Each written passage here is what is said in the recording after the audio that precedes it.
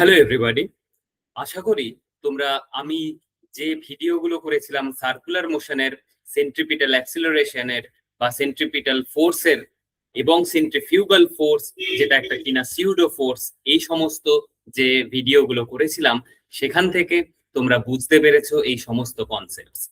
যদি তোমরা এই সমস্ত কনসেপ্টস বুঝে গিয়ে থাকো তাহলে আজকের এই ভিডিওতে আসো আমরা জেনে নিই কোনো একটা বডি যদি ভার্টিক্যাল প্লেনের মধ্যে সার্কুলার মোশনে ঘুরতে থাকে তাহলে সেই ক্ষেত্রে কি কি ঘটনা ঘটে।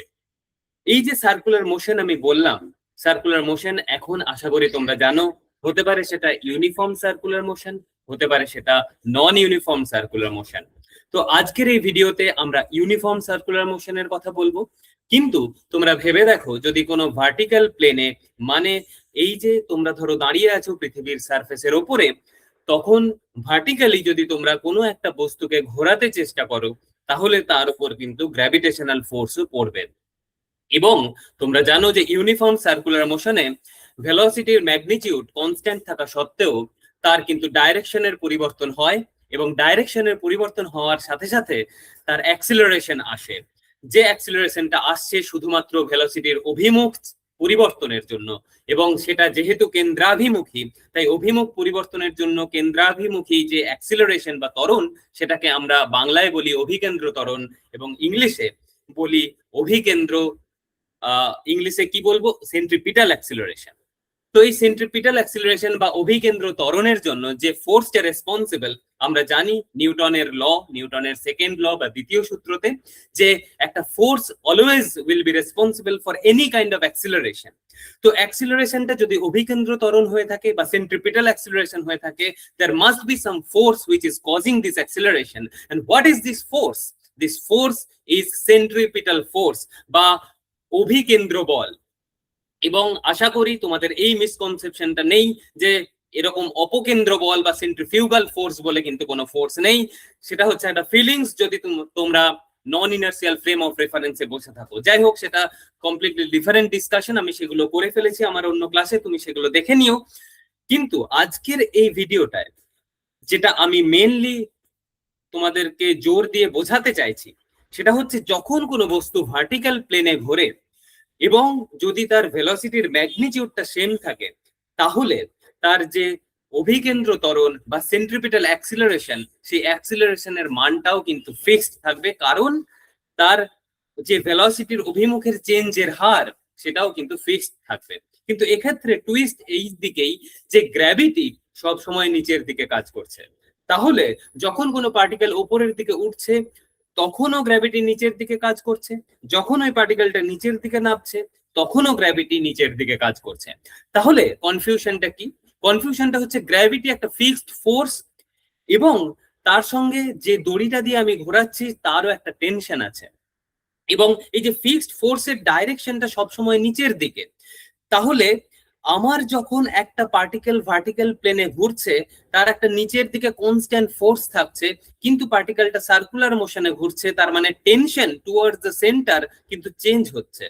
মানে কি, যখন পার্টিকেলটা একদম উপরের দিকে আছে তখন টেনশন নিচের দিকে কাজ করছে, গ্র্যাভিটি সেখানে কন্ট্রিবিউট করছে ঠিকই, কিন্তু ভেবে দেখো যখন পার্টিকেলটা একেবারে নিচের পজিশনে চলে আসছে তখন কিন্তু টেনশন বা অভিকেন্দ্র ত্বরণ বা অভিকেন্দ্র ফোর্স উপরের দিকে কাজ করছে, কিন্তু এই সময়েও গ্র্যাভিটি এদেরকে বাধা দিচ্ছে। তাহলে আমরা কি এমন জিনিস যেটা কনস্ট্যান্ট বুঝতে পারছি যে গ্র্যাভিটি সবসময় নিচের দিকে কাজ করছে, অথচ অভিকেন্দ্র ত্বরণ যেটা সবসময় কনস্ট্যান্ট, যেটা সবসময় কেন্দ্রের দিকে কাজ করছে, তাহলে কি এমন ঘটছে যে এই অভিকেন্দ্র ফোর্স বা অভিকেন্দ্র যে বল বা যেটা সেন্ট্রিপিটাল ফোর্স সেটাকে কনস্ট্যান্ট রাখছে? তোমাদের বুঝতে হয়তো আমার এই কথাগুলো অসুবিধা হতে পারে, তাই সরাসরি আমরা বোর্ডে চলে আসি এবং দেখতে পারবে যে কিরকম ভাবে পুরো জিনিসটা ঘটছে। তো চলো আর বেশি দেরি না করে শুরু করা যাক। আমরা ড্রয়িংটা করছি এবং ড্রয়িংটা করলেই তোমরা বুঝতে পারবে যে কি ধরনের সমস্যাটার কথা আমি বলছি। দেখো, যদি একটা এইরকম সার্কেলে, যেটা একটা কিনা ভার্টিক্যাল সার্কেল, সেই ভার্টিক্যাল সার্কেলে কোনো একটা বস্তু ঘুরতে থাকে, তাহলে সেই বস্তুটার ওপর যে অ্যাক্সিলারেশনটা পড়বে সেটা হবে টুয়ার্ড সেন্টার। কেন হবে এই বৃত্তান্ত আমি অন্যান্য ভিডিওতে করেছি। এবং এই অ্যাক্সিলারেশনটার ভ্যালু হয় ভি স্কোয়ার বাই আর বা ওমেগা স্কোয়ার আর, যেখানে ভি হচ্ছে ট্যানজেনশিয়াল ভেলোসিটি। এনি পয়েন্টে ট্যানজেনশিয়াল ভেলোসিটি যদি হয় ভি, তাহলে ভি স্কোয়ার বাই আর হচ্ছে কেন্দ্রের দিকে যে অ্যাক্সিলারেশন, সেই অ্যাক্সিলারেশনটা। তাহলে যে কোনো পয়েন্টে আমার নিশ্চয়ই ভেলোসিটিটা ভি হতে হবে, যে কোনো পয়েন্টে ভেলোসিটিটা ভি হতে হবে। এখানে তার মানে তোমাদের এইটুকু মাথায় যেন থাকে যে এইটা ভিটা কিন্তু ভেক্টর না, this is magnitude of the velocity vector. Magnitude of velocity vector যদি ভি হয় তাহলে এই ভিটা কিন্তু কনস্ট্যান্ট। তাহলে অ্যাক্সিলারেশন আসছে কেন? অভিমুখের পরিবর্তনের জন্য। এখান থেকে এদিকে অভিমুখের যেই পরিবর্তন হবে সেই অ্যাক্সিলারেশনটা ভেতরের দিকে কাজ করবে।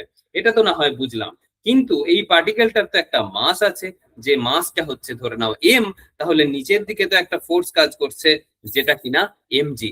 তাহলে আমি একটা স্ট্রিং দিয়ে, একটা দড়ি দিয়ে জিনিসটাকে যখন ঘোরাচ্ছি, তখন যখন পার্টিকেলটা এইখানে থাকবে তখন যে সেই এমজিটা কি রকম ভাবে কাজ করবে?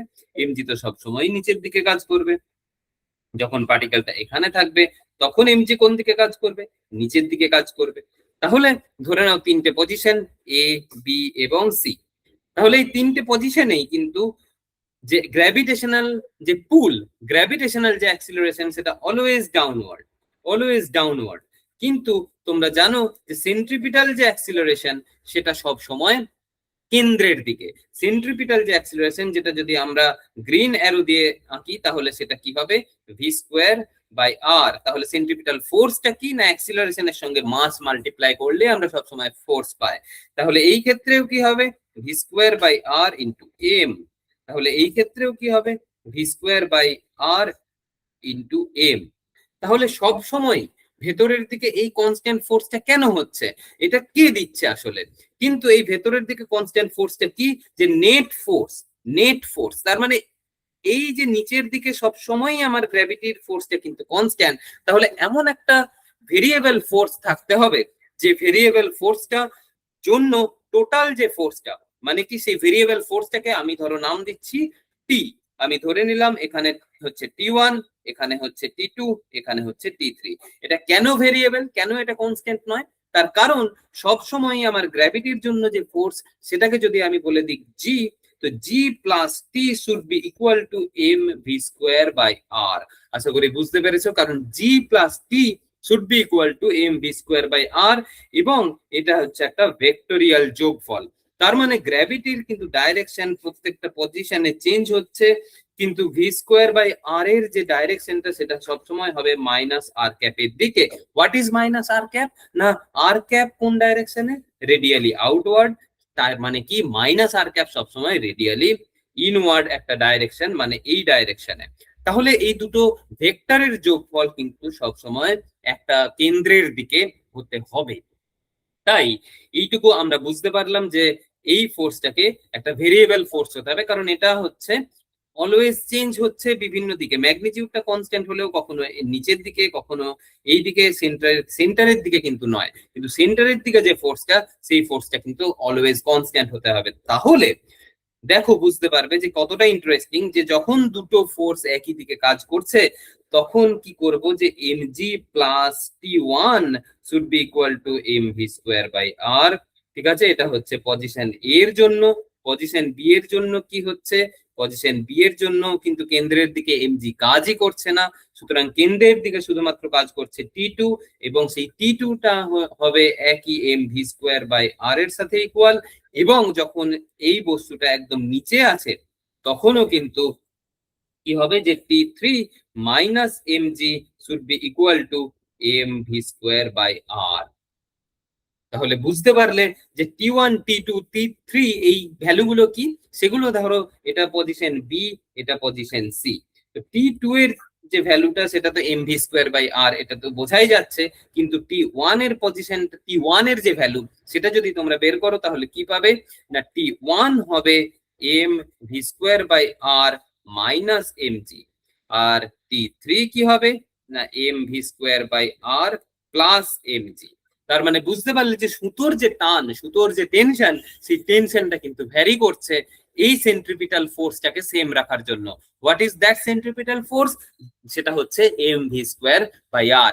সেই ফোর্সটা কিন্তু কনস্ট্যান্ট, কারণ সেই ফোর্সটা যদি কনস্ট্যান্ট না হতো তাহলে কিন্তু ও এই একটা কনস্ট্যান্ট ভেলোসিটির ম্যাগনিটিউড নিয়ে ঘুরতে পারতো না। তাহলে তোমরা বুঝতে পারছো যে সব থেকে কম টেনশন কখন? এটা হচ্ছে পজিশন এ তে। এ পজিশনে সব থেকে কম, মানে কি যখন পার্টিকেলটা একদম মাথার উপরে আছে তখন টেনশন সব থেকে কম। কেন? কারণ তখন গ্র্যাভিটিও এখানে পার্টিসিপেট করছে সেন্ট্রিপিটাল ফোর্সটাকে দেওয়ার জন্য। টেনশনকে বলছে তোমাকে এত চিন্তা করতে হবে না, আমি তো আছি, ঠিক আছে? তো এই যে এমজি, সে কি করছে? কন্ট্রিবিউট করছে সেন্ট্রিপিটাল ফোর্সের জন্য। কিন্তু যখনই পার্টিকেলটা ঘুরে নিচে হয়ে যাচ্ছে তখন এমজি নিচের দিকে কাজ করছে। যে একটু আগেই বন্ধুর মতো বিহেভিয়ার করছিল সেই এখন বিশ্বাসঘাতকতা করে বলছে যে আমি আর সেন্ট্রিপিটাল ফোর্সটা দেবো না, আমি সেন্টারের বাইরের দিকে ফোর্স দেবো, আমি সেন্টারের বাইরের দিকে ফোর্স দেবো। তাই তখন কিন্তু টেনশনকে মানসিকভাবে অনেকটা স্ট্রং হতে হচ্ছে, এবং সেই টেনশন বাকি যে এখানে যেমন T1 ছিল এখানে যেমন T3, তো T3 কে অনেক বেশি স্ট্রং হতে হচ্ছে। T3 কে এই এমজিটাকে ওভারকাম করার জন্য শুধুমাত্র এমভি স্কোয়ার বাই আর হলেই হচ্ছে না, m v square by R plus m g হতে হচ্ছে। কারণ যেহেতু এমজি অপোজিট দিকে কাজ করছে, তাই এটাকে তোমরা যদি মাইনাস করে দাও তাহলে তোমরা কি দেখতে পাবে? যে সেন্ট্রিপিটাল ফোর্স মানে এই বস্তুটার উপর টোটাল যে নেট ফোর্স, যেটা হচ্ছে নেট ফোর্স, সেটা এমভি স্কোয়ার বাই আর হচ্ছে। এবং সেটাই ওর ভেলোসিটিটাকে চেঞ্জ করতে, ভেলোসিটিটাকে চেঞ্জ করতে মানে কি? ভেলোসিটির ডাইরেকশনটাকে চেঞ্জ করতে সাহায্য করছে। তো আশা করি বুঝতে পেরেছো। Thank you for watching.